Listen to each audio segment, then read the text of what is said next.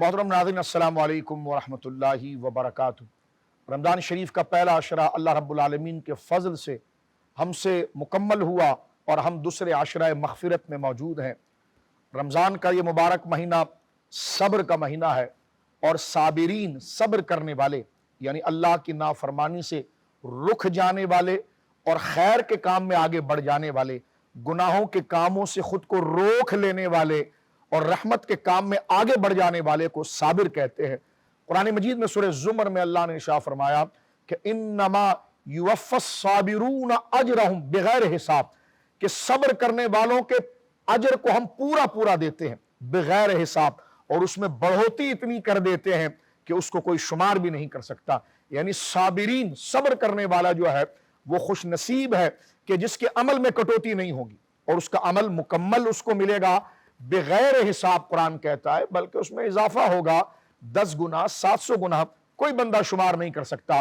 اگر ہم تفاسیر دیکھیں اور علماء کے اقوال دیکھیں کہ یہاں صابرین سے مراد کون ہے، تو محترم ناظرین مفسرین لکھتے ہیں یہاں صابرین جن کے اجر میں کٹوتی نہیں ہوگی، اللہ ان کے اجر کو بڑھائے گا، وہ روزے دار ہیں۔ تو روزہ صبر کی ایک بہت بڑی مشق ہے کہ گناہوں کے کاموں سے بندہ رکتا ہے، نیکی کی طرف جانے کی، پانی پینے دل کرتا ہے لیکن وہ خود کو روک دیتا ہے کیونکہ رب نے منع کیا ہے۔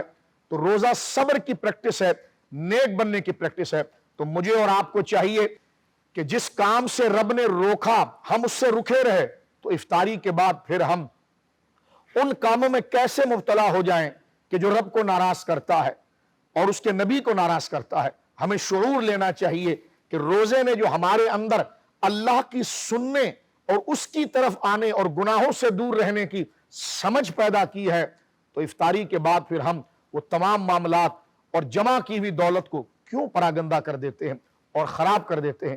آئیے اللہ سے اسی خیر کو طلب کرنے کے لیے اس وقت دعا کے وقت ہم اس خیر کو طلب کرتے ہیں کہ یا اللہ روزے کی رحمتیں اور اس کی کرامتیں اور اس کی جو کیفیات ہے اس سے ہمیں بھی اور ہمارے بچوں کو بھی اور ساری امت کو آشنا فرما اور ہماری مغفرت فرما۔ اپنے ہاتھوں کو اٹھا لیجئے رب کریم کے حضور اور انتہائی انکساری اور عاجزی کے ساتھ اپنے سر کو جھکا کر آنکھوں کو بند کر کے اپنی مرادیں اپنے رب کے حضور پیش کیجئے۔ حضور نے فرمایا کہ رب سے دعا کرتے وقت اکتایا مت کرو، اس لیے کہ دعائیں تمہیں بلاؤں سے، ہلاکت سے اور بربادی سے بچاتی ہے۔ اللہم صلی علی سیدنا و مولانا محمد و بارک وسلم۔ یا اللہ یا رحمان یا رحیم یا حی یا قیوم برحمتک استغیث۔ یا اللہ ہماری، ہمارے بچوں کی اور ساری امت کی مغفرت فرما۔ یا اللہ ہماری اور ہماری اولادوں اور ساری امت کے گناہوں کو معاف فرما۔ یا اللہ ہمارے گھر میں رحمتوں کا نزول فرما، ایمان پر سلامتی مولا کریم عطا فرما، ہماری جان مال عزت و آبرو کی تو حفاظت فرما۔ اے اللہ مجھے توفیق دے کہ میں تیری اس نعمت کا شکر ادا کروں جو تو نے مجھے عطا فرمائی، میرے ماں باپ کو عطا فرمائی۔ اے اللہ میں تیرے حضور دعا کرتا ہوں میری اولاد کو نیکی کی جانب رکھ، صبر کی جانب رکھ، اچھائی کی جانب رکھ، خیر کی جانب رکھ، اور میں تیرے حضور اپنی توبہ اور تیری جناب میں رجوع لاتا ہوں۔ مولا کریم میرے بچوں کے نصیب اچھے فرما دے، کاروبار میں برکت عطا فرما دے، میرے مریضوں کو شفا عطا فرما دے۔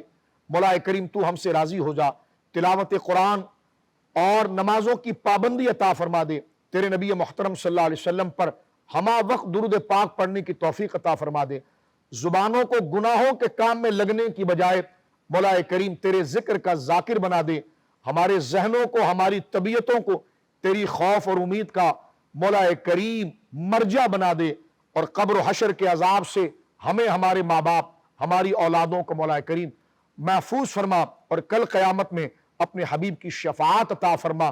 ہر اٹھے ہوئے ہاتھ کی دلی مرادوں کو مولا کریم جو مانگ سکے وہ بھی، جو نہ مانگ سکے وہ بھی، اے کریم رب بن مانگے بھی ہمارے لیے دنیا و آخرت کی اور ہمارے بچوں کے لیے دنیا و آخرت کی خیریت کو مقدر فرما دے۔ ربنا تقبل منا انک انت السمیع العلیم وتب علینا یا مولانا انک انت التواب الرحیم برحمتک یا ارحم الراحمین۔